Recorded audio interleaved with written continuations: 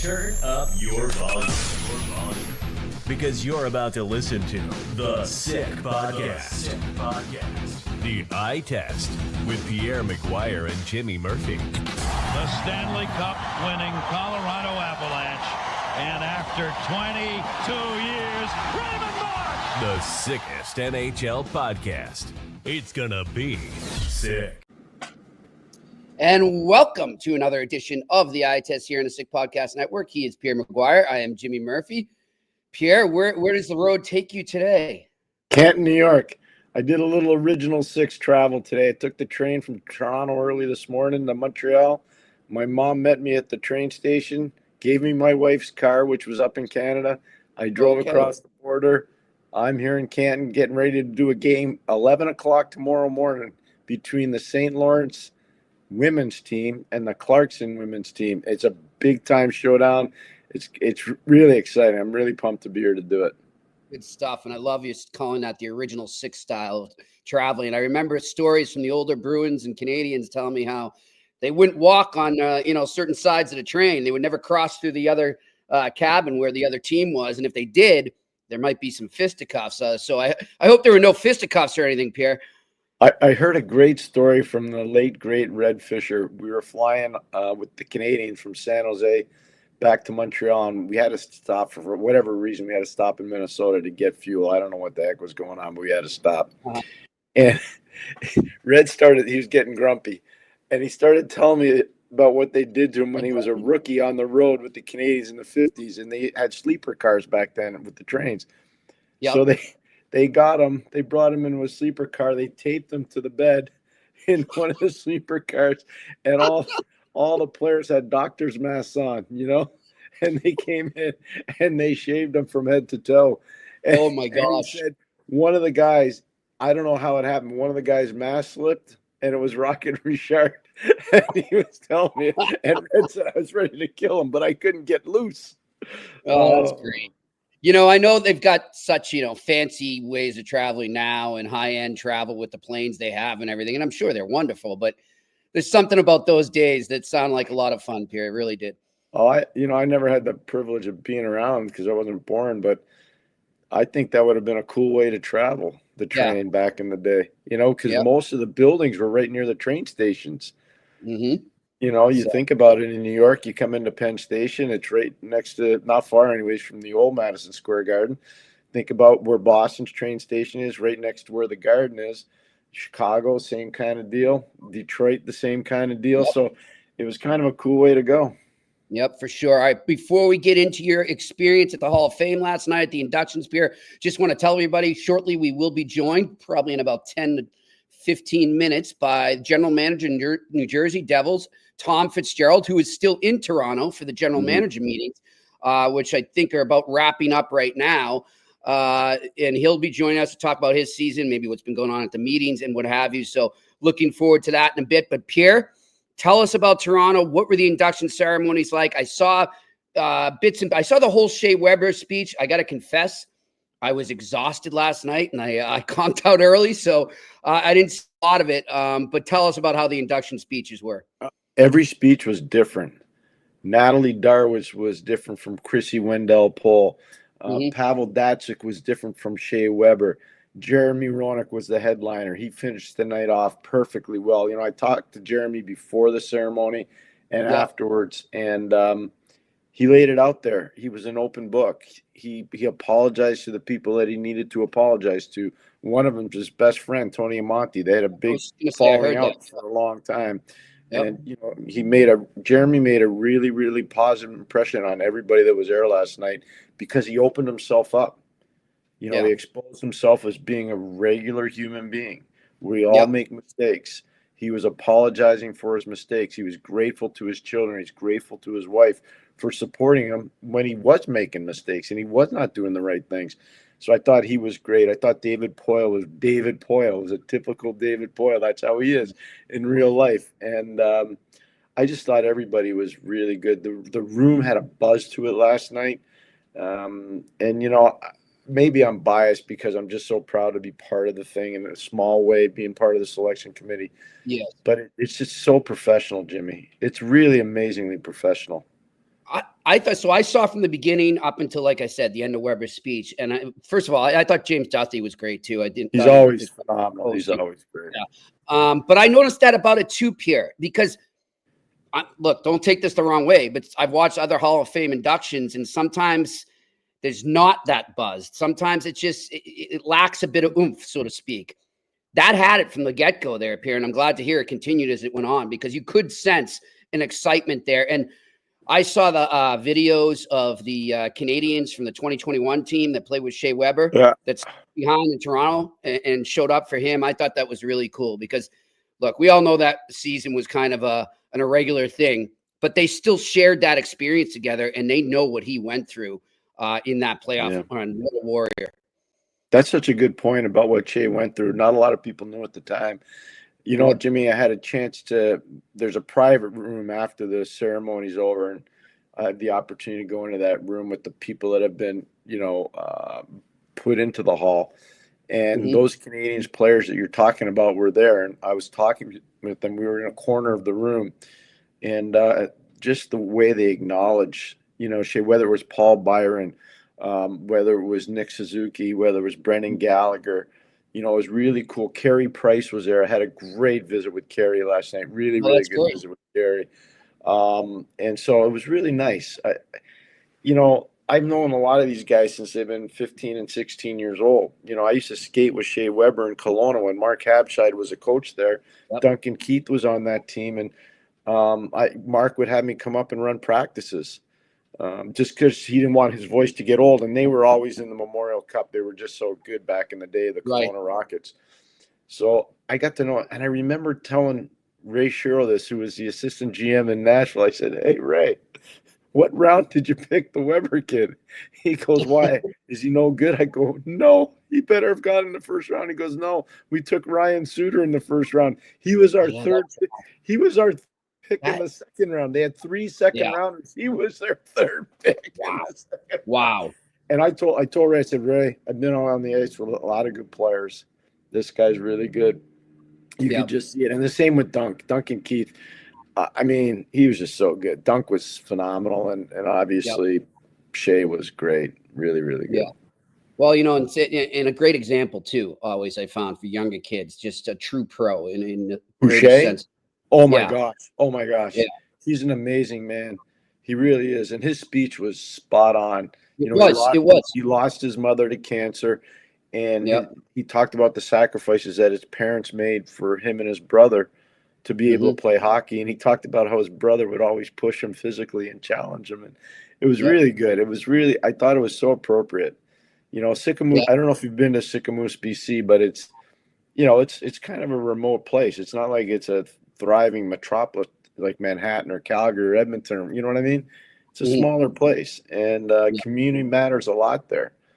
And what I liked about what Shea said in his presentation too is he talked about the 3 men that provided the extra ice for them so the kids could go out and get better. Yeah. And he remembered all their names. He didn't need note cards. He knew who they were. I thought that was really good. I thought it was great, actually. Great stuff. And today, news breaking, another Hall of Famer we'll speak of here, who we had on our show last week, Pierre, on the eye test last Thursday, I believe we had him. Ken Holland has got a job now with the NHL. Yeah, I knew that 2 days ago. I was talking to Mike Murphy a lot because he's on the selection committee with me, and Mike had shared that Kenny was going to go work with Colin Campbell. They've had a previous relationship from both being part of the Detroit Red Wings together. Colin was an assistant coach to Jacques Demers, and Kenny was a scout there. So they had a previous relationship that they have a tremendous understanding. And Kenny's I tell you one thing, the icing rule where you can't change, Jimmy? That was a Kenny Holland rule. People don't talk about that enough. It really was a smart way to pursue it, because shouldn't you be penalized for icing the puck rather than just have the face off in your own zone? The penalty should be your tired guys got to stay on the ice. They can't come off. Make a better play. And so that was one of Kenny's ideas. I'm sure there were other people that helped him, but Kenny really was at the forefront of that. And he and Coley have a good relationship, so I think that'll work out well. Kenny wants to get back in, by the way. He's got energy. He's still ready to go. He's got enough energy to do it. He was texting me a lot after our interview there, and I can tell just from the enthusiasm he's got going. But Pierre, looking around the league, and look, I'm not going to name names, so I want to do that. But some of the stuff that people are pretending they didn't say regarding a player like Lane Hudson right now is really baffling to me. There's a certain TSN announcer who I think it was about 3 weeks ago, Pierre, was saying that he should just be in the AHL and he's too overwhelmed and he can't handle this right now. Yeah, it's crickets right now, isn't it, man? We didn't get to talk about that game yesterday, but obviously the offense was there from Lane, Pierre, but I saw him doing a lot of the little things that you said he needs to work on and he'll get better at, but he wasn't there yet. He's getting there, and you can see him trying new things out there, getting more confidence in the defensive zone. So I just wanted to get your take, because I didn't get it yesterday, on his game against the Buffalo Sabres, which by no means was a defensive game, but he made some nice defensive plays in what otherwise was kind of a run and gun type game. Jimmy's getting better all the time, which I think is really encouraging for the Canadians and obviously for Lane. There's still some reads he's got to make better and quicker. Yeah. There was one play in particular cost him a goal. He was way up the ice on the left side, up on the boards. Can't be there. He's got to be protecting the inside part of the ice. It'll come. It's coming. But anybody, I don't know, everybody's entitled to their own opinion on players. Look, sometimes I have opinion on players that people say, you shouldn't be saying that.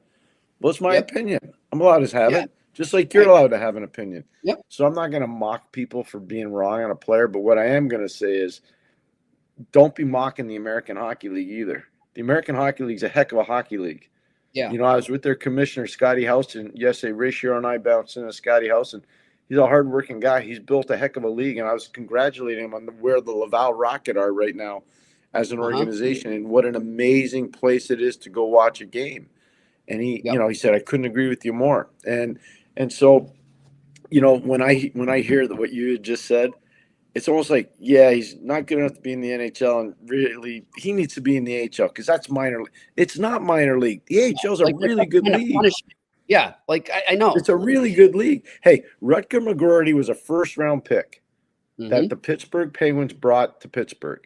Rutger McGuire's played in 9 AHL games. I think he's got 1 goal and 1 assist. Yep. So, come on.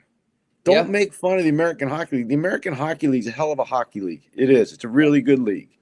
Well, I look at the Boston Bruins right now. They're getting a ton of flack from the fans and some of the media here for assigning Matthew Poitras down to the Providence Bruins. And they're like, oh, this is crazy. How could you do this to the kid? You're ruining his development. I beg to differ. I think they're enhancing his development. I think he's better off down there right now where he can play more and get used to it and just get comfortable as a pro, How about dominate? How about go down there and just dominate? Dominate. Which I think he will. It's not a punishment to go there. And one of the best things about that situation in Providence, you got a great pro like Patrick Brown down there, Vinny Lettieri's down there, Riley Tufte's down there, Billy Sweezy's down there. They got some really honorable people down there. Mark McLaughlin's down there. John Farinacci's down there. They got some really good people down there. So he's not going to go down there and get, verbally accosted by the old guys. He's going to go down there and play. For sure. All right. Well, let's bring in our guest right now, the general manager of the New Jersey Devils, joining us here on the Eye Test. Tom Fitzgerald. How you doing, Tom? Doing great. The Eye Test. I like that. You up in Toronto or what? I am. I know the hotel he's in. I can see. I've sat in that chair before. I'm sorry I didn't see you the other night, Pierre. That's all right. Well, were you in the great? You're in the Great Hall, right?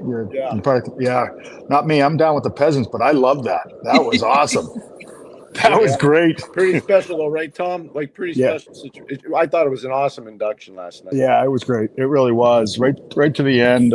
Everybody's speech was incredible. And again, being downstairs, one, you get all the exhibits. You're in the Hall of Fame. It's just amazing. The piping and the sound, all the televisions. The food was fantastic. The cocktails were great too. It was great. It was a great night. One of the cocktails not great. But hey, before we get into some New Jersey Devils talk, I do want to ask you about a man that you're very close to who was inducted last night, and that's David Poile. Mm-hmm. I remember what happened at the draft a couple of years back in Nashville, when you guys reunited up there. Just talk to us about what he meant to you and the effect he had on you, not just as a player but as a person. Well, yeah, that was a special moment at the draft a couple of years back that really hit me hard.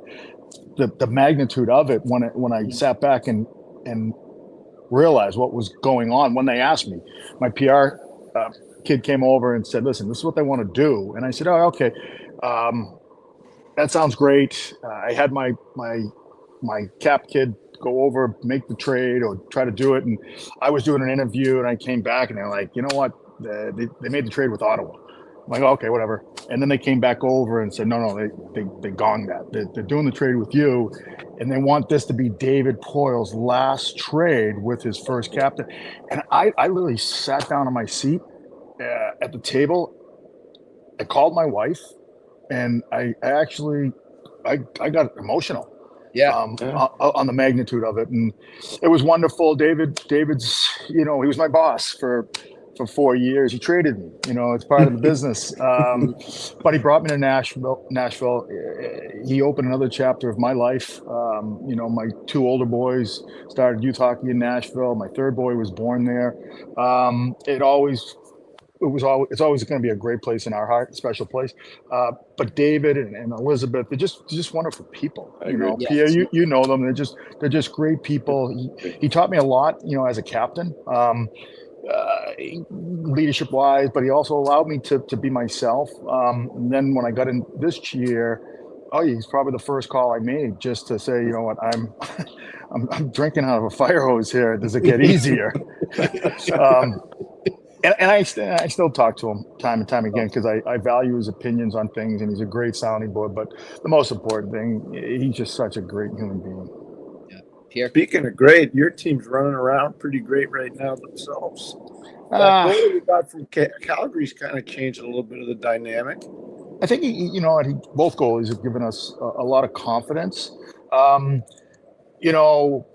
Yeah, it would have been nice winning the other night, but you lose 1-0 after an emotional game against the Islanders on Saturday night. But we're playing good hockey. Are we playing great? No. There are areas that we need to continue to grow. We're not even at the 20-game mark yet. We've played the most games in the league, but we're up against it tonight. That's for sure, against the Stanley Cup champions. Actually, tonight and Thursday. We're in Florida Tuesday and Thursday. Yeah. So I'm not sure it's good for a team sitting in Florida for a week. So how would you know that? You never were in Florida. Yeah, we liked it when teams did that. That's for sure. Him and Brian Screwlin caused more problems for teams around the league than anybody back in the day. Fitzgerald. We're hitting the gauntlet really with Florida twice, Tampa Saturday, and then we come home and we got Carolina. So we'll see what we're made of. That's for sure. Obviously Markstrom was the big name, bringing him in between the pipes. But you had already had a goalie named Jake Allen there, Fitz, and I want to ask you just about the effect he's had, not just on the ice because he's been superb so far, but also in the dressing room. Because I remember when he was with the St. Louis Blues, what he meant to them during that run. He didn't see much playing time during that playoff run. But every Blue to a player talked about him all the time, what he does for us in practice, how much he means to us to get ready for the other team. In fact, if you recall, he tried to emulate Tuukka Rask in practice and do the same style so they could get used to shooting on Tuukka Rask. So if you just talk about the effect he's had on your team.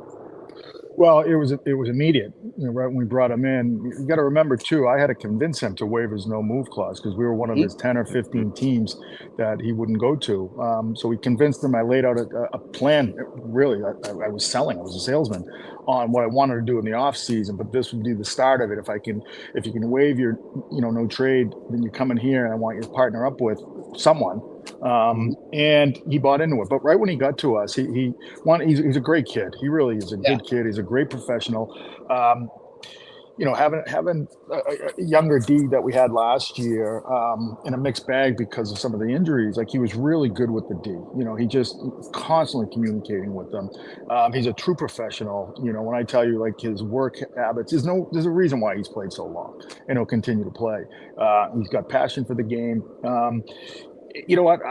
His name came across my desk towards, I would say probably a month earlier than the deadline. But he had a relationship with obviously Marty Brodeur who was in St. Louis, and Dave Rogalski, our goalie coach, was the goalie development coach in St. Louis. So we had the relationship there. He was comfortable with our goalie coach, Dave Rogalski, and obviously with Marty being around. So it was great, but it was the start of what we really wanted to build in the net, quite honestly.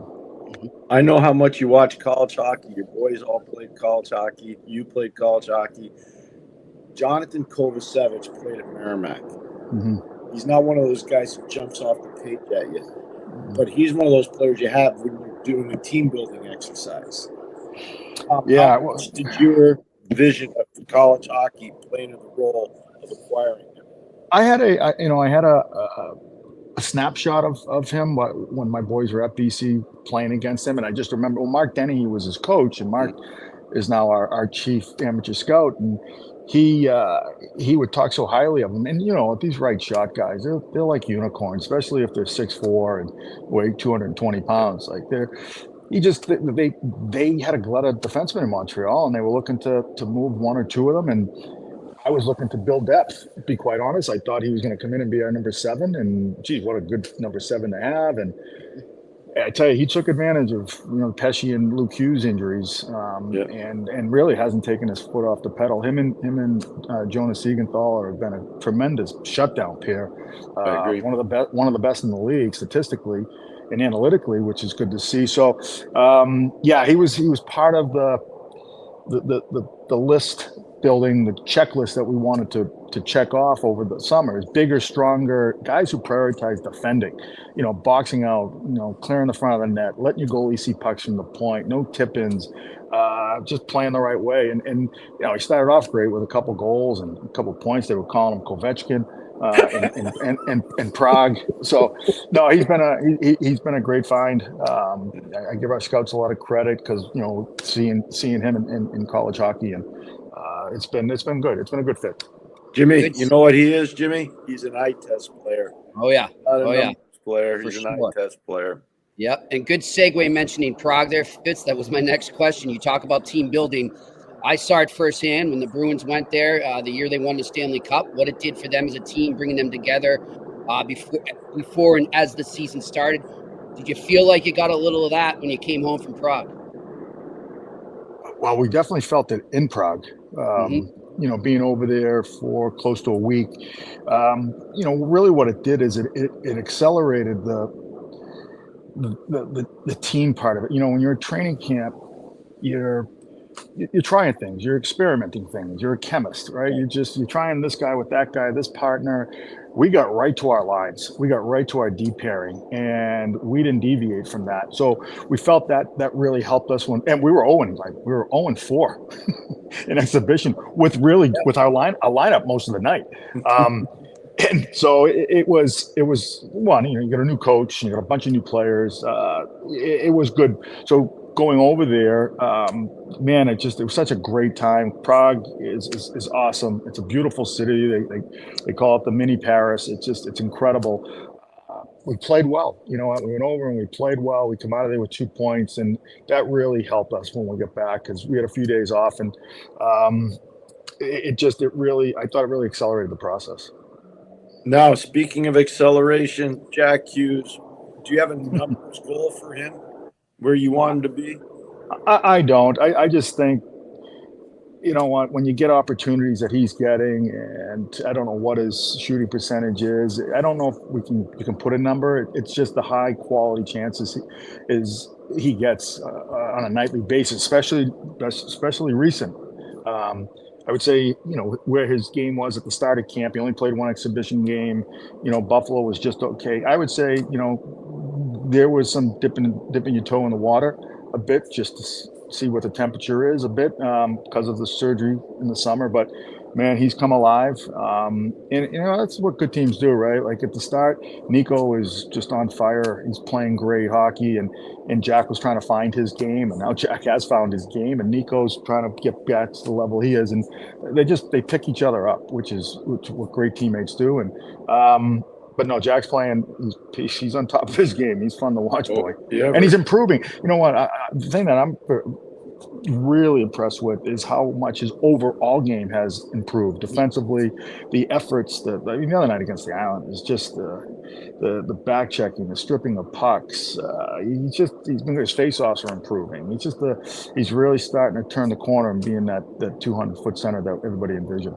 Hey, Jimmy, just to build off what our friend, the general manager, said, when I watched that game Saturday night, it reminded me of Pavel Datsyuk in certain instances. He was playing, talking about Jack Hughes. I'm just telling you, not the entire game, but there were certain instances, and Tom just talked about it. I was blown away by what he was doing. Yeah, that's some high praise. Yeah. No, he's like a video game. Like he does things like you're holding a joystick. Yep, I hear you. Yeah, but he's fun to watch. Fitz, is there an addition you made in the off season that has kind of come out and grabbed your attention a little more than maybe you expected? Well, Kovacevic is one. Because of where we penciled him in. We were very thorough and we were very particular what we needed. When you go out, and there's a reason you go out and get a Dylan, right? There's a reason why you bring back a Steph Nason and you trade for a Paul Cotter, because of the way they play, the identity that they can bring to your locker room. Pushback. There's all kinds of pushback in their game. You look at those three in particular. You sign Brett Pesce. And he's the real deal. Like the way he uses his stick, he defends. He's been a really good partner for Luke Hughes. I just look at our D right now and think, wow, a year ago, and you get Dougie Hamilton back, right? Like you didn't have him for the majority of the year, and I really like our D, and especially on our right side. Like when you have a Dougie Hamilton, a Pesce, and a Kovacevic, and you've got Nemec and Seamus Casey in the American Hockey League, you're dealing from strengths, that's for sure. Like I said, Pesce, Cotter's he's a good player. Nason's going to find himself tonight playing right wing with Nico. I think he'll be a good complement. Heavy, and obviously had two goalies, but we went out really. We had a checklist of things and characteristics we were looking for, and I think we checked those boxes pretty good. How's the relationship with the new coach? It's great. You know what? He's a very thorough, detailed-oriented person, which translates onto the ice in practice and expectations. There's no secrets what's expected of our players. The standards have been raised. Expectations are very high. How we practice, it's not a secret, and this is how we're going to do things because this is how we want to play. And it's really been really good for me, quite honestly, because I'm a coach at heart, and when it comes to the small things, it matters to me. The details are very much important to me, so important to me. I just want to make sure every drill has a purpose. What's the purpose? Why are we doing this drill? Is it just to skate around and warm up? But what's the purpose? Nowadays there's no warming up in practice. Like you gotta be fully dripping wet, leaking oil before the whistle goes. So he's been great. He's just the guy said. There's no secrets. This is exactly how he wants our team to play. This is exactly what's expected, and anything less is unacceptable. Fitz, to the GM meetings where you are now, are you starting, you don't have to get into details or anything, but are you starting to hear more trade buzz, more trade talks as we get near American Thanksgiving? Yeah, I would say it's pretty much the same every year. This is when teams right about now. Yeah, I think there are teams that know where they're at and where they're going to finish, and then you just have a bunch of teams that aren't sure where they're at. They say the American Thanksgiving is really where you'll see the teams get locked into playoff spots, and but it's a long year. The parity throughout this league and in our division, it's so tough. You just want to keep banking points. Like opening statement from Pierre, like. I think my team can play better, but we just want to keep getting points and chipping away and banking them, because every point is so incredibly important. I honestly feel, my gut tells me it's not going to take the same amount of points to get in the playoffs as it has in the past because of everybody beating everybody. in 3-point games and I things agree. like that. I agree with that. You know? Great point. It's a really good point. Yeah. Good. How's Nathan Bastian doing, Coach or Tommy? He's good. Yeah, you know, it's unfortunate. He's got the broken jaw. It's wired shut. You know, his game was starting to come. You know, we and Lazar too. You know, like that hurts when you take a right shot centerman out of your lineup. Two guys who are really good penalty killers. But he's doing okay. You know, he'll be reevaluated in like 2 weeks from now. It was total 3 weeks. So yeah, 2 weeks from now. So we'll see. He's skating. I mean, he's doing everything. He's eating out of a straw, but he's doing better. Thank you. Good stuff. Fitz, my final one for you too is, you know, as you've gotten a taste of it over the years, how much do you enjoy the Rangers-Devils rivalry, and how high is it right now? I think it's very high. How much do I enjoy it? Maybe that's the wrong word. To be honest with you, I get anxiety with it. To be quite, listen, I grew up as I was drafted by the Islanders. I was 5 years in the Islanders. We hated the Rangers. They hated us. You know, go to Florida, had some heated battles in the East with the Rangers. Now I'm working for the other team on the other side of the river, and yeah, I'm not gonna lie to you. It sucks that, you know, when you play them at home and half the building's in blue shirts. I felt bad. I mean, what a great series that was 2 years ago. But I really felt bad for our kids, like first timers, like that are playing. Like it's supposed to be like a wave of red against, you know. And I'm like, oh my God, it looks like the U.S. flag in here. Like red, we got white, we got blue. Like, it's like, this isn't the way it's supposed to be. Yeah. You know, this isn't the way it's supposed to be. So, yeah. But they keep us on our toes, and you know, we're chasing them. They're an elite team with an elite goaltender. They're very well coached, and they've got some great players on that team. So they're developing some of the young guys. They're coming. They're getting better, and that's what you need. So there's a reason why they've been successful the last 2 years during the regular season. And gone to the Cup conference finals a couple of times. So they're the standard. We're chasing them. Right. Tom, thanks so much for doing this. I know how busy you are. Thank you. Awesome. Good run. See you guys. All right. Have a good one. Bye. Tom Fitzgerald joining us here on the Eye Test on the Sick Podcast Network. He's aces, Pierre. One of the good guys. He's really busy. Like I know how busy he is right now. Yeah. And that was really good of him to come on. And I thought really appropriate with his answers. Yeah, for sure. I love what he said about the Rangers there at the end too. That's a heck of a rivalry, though. I've been to one of those games at MSG, and you know, this is before I was even media, and I was just a fan, and I wasn't a fan of either team, Pierre, but I got into it. I could feel it, and it's still there years later. So it's great to see and be part of. I was having flashbacks when I was coaching Hartford. We'd play the Boston Bruins, and more than half of the building were Bruins fans. And then we would play the Rangers, and I'd say 3/4 of the building were Ranger fans and the rest were Whaler fans. And then it was a little less when you play the Islanders or you play the Devils. But when you played Boston and the Rangers and you were in Hartford, you were not the home team. Yeah. I'm telling you. Yep. When he said that, I was like, oh my gosh. And Pierre, I don't know if you remember too. It must have been right around the time when you were doing that, because I would do it probably 96, 97 around there. We would go down and get into the Civic Center, and I'm coming down from UMass to Hartford with a bunch of Bruins fans, right, and we'd get in for $10 with our student ID. I'm sure you were. It was all Bruins fans coming in. Yeah. It was crazy. It was times back then. I loved going down there. But you know what? One thing he said there that struck me is that he had a checklist, and he seemed happy that a lot of those things are checking off so far. I know it's a long way to go, but you could tell that, you know, everybody's going to talk about the big name players, but I remember talking to him when we were coming into the season, Pierre, and doing a story on the Devils, and there were a lot of specific type of players he was looking for, and that's why he went out and got, you know, the Cotters or the Nace and all them. So, well, Kovacevic was a steal. That's why I brought Kovacevic up, because he's a steal. Like I still, there's something that's not right about that whole deal. There's some that didn't work for me on that one. And I think the management team in Montreal has done a real good job there. I really do. that was the one where I was like, I don't know about that. Yeah. And everybody makes mistakes.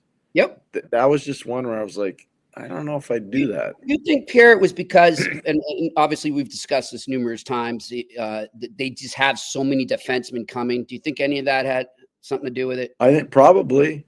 And, Yeah. You look at it, Barron had a higher pedigree. Gooley's got a higher pedigree. Lane Hudson definitely has a higher pedigree. Reinbacher was a first-round pick. Kovacevic, I think, was a seventh-round pick.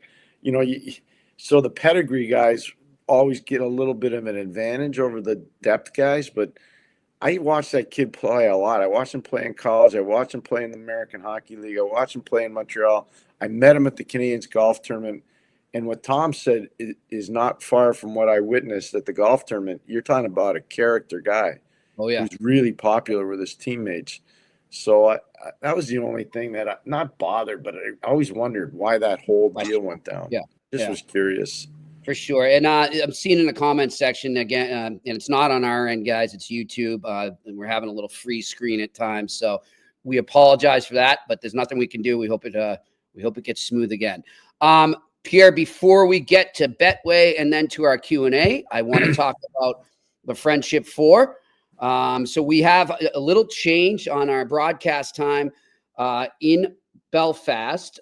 We will be going at 4:00 Belfast time. So I know most of our viewers here in North America are in the Eastern time zone, not all of them, but most of them.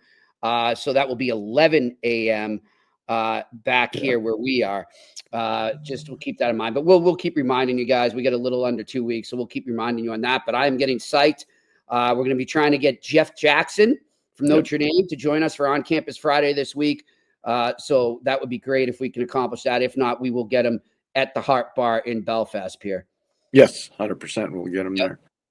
And also a little other news on guest lists. On Thursday, we'll be joined by another NHL general manager, Bill Guerin of the surprising Minnesota Wild. One of the good stories, as Pierre has said numerous times in the NHL this season. Billy Guerin will be joining us on Thursday at 4:15 p.m. Eastern. So looking forward to that. We're becoming like GM Central here, Pierre. It's like we're the podcast GM meetings, Oh, that's good. All right. Well, let's get to our wonderful sponsor, Betway, and tell you about them right now. And I will give my sick pick of the day. And as we tell you every time, every episode, Betway is the leading global online betting and gaming brand. Follow your gut instinct. Go with Betway. You want to sign up, you can go right there if you're watching right now to that QR code in front of you, or you can go to the website and sign up there. And remember, you must be 18 plus. Always bet responsibly. And Pierre, Fitz mentioned that Devils-Panthers game. Unique thing. You don't see this much, Pierre, as he mentioned there. Back-to-back games on the road in the same location. Did you ever have to do that when you were coaching? I guess it was a lot more. It would happen more often back when there was less teams. Huh? I don't remember us ever doing that. Okay. I don't. Yeah. I wonder what the reason was for that. I don't know. But I don't remember. I'm just trying to think. You coach so many games. I don't remember that. But especially when we went out west. Like I've been involved in quick turnarounds where you play Anaheim, LA. Back in the day, you'd have to go out there a second time. And I remember coming back home and maybe going back 10 days later. But I don't remember staying over and playing the same team twice, unless obviously it was in the playoffs. Right. That was a regular season. I don't remember that happening. Yeah, interesting. We are unfortunately getting news here, Pierre, that YouTube is down completely right now. So we're done. We can't do a Q&A, unfortunately. Oh, that's too bad. Yeah, it's too bad because nobody can see us right now, so they can't get the questions. Can they hear us? In the chat room. I mean, people will hear us on the post recording. When they listen on the podcast platform. So all right, so Q&A. Yeah. But that stinks. Wow, that's not good. No, that's bad. Yeah, but anyhow, YouTube is down. So no Q&A today, but I will give you my Betway pick, and I'm going to stick with that game right there, which I think is going to be a heck of a game. Give me, and I'm not just saying it because we had Fitz, but I'm feeling a Devils win. Give me the Devils on the money line in Florida tonight. They're at plus 105. That is my pick of the day. All right, Pierre, great guest there. It stinks too, because this is my favorite part of the podcast. I know. I like the questions too. Well, anyhow, for those that are hearing us now, listening on the platform after, if you were listening on YouTube, we appreciate it. And we do miss answering your questions. But hopefully if YouTube gets their act together, we will be up tomorrow and be able to do that for you. Until then, he is Pierre McGuire. I am Jimmy Murphy.